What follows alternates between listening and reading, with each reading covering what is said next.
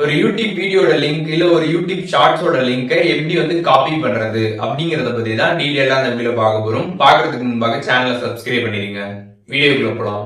யூடியூப்ல நீங்க எந்த வீடியோல இருக்கக்கூடிய லிங்கை வந்து காப்பி பண்ணணும்னு நினைக்கிறீங்களோ அந்த வீடியோ பக்கத்துல இருக்கக்கூடிய இந்த 3 லைன்ஸ் பட்டனை வந்து நீங்க கிளிக் பண்ணிருங்க. கிளிக் பண்ணதுமே பாத்தீங்கன்னா கீழே ஷேர் ஆப்ஷன் இருக்கும். அந்த ஷேர் ஆப்ஷனை கிளிக் பண்ணதுமே காப்பி லிங்க்னு கொடுத்துருப்பாங்க. அதை நீங்க கிளிக் பண்ணி காப்பி பண்ணிடலாம்.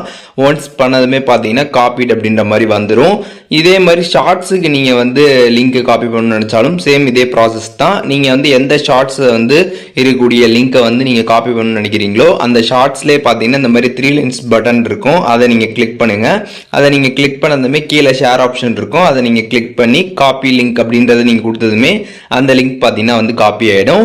ஸோ இந்த மாதிரி காப்பி ஆனதுக்கு அப்புறம் பாத்தீங்கன்னா நீங்க வந்து யாருக்கு இதை வந்து சென்ட் பண்ணணும்னு நினைக்கிறீங்களோ அவங்களோட சேட்டுக்கு போயிட்டு நீங்க இந்த மாதிரி அந்த லிங்கை வந்து ஜஸ்ட் வந்து பேஸ்ட் பண்ணி ஷேர் பண்ணிக்கலாம். நீங்க வந்து அந்த சாட் பாக்ஸ்ல போயிட்டு லாங் ப்ரெஸ் பண்றீங்க அப்படின்னாலே உங்களுக்கு பேஸ்ட் வந்து காட்டும். அதை நீங்க கிளிக் பண்ணி இந்த மாதிரி பாத்தீங்கன்னா வந்து ஷேர் பண்ணிக்க முடியும்.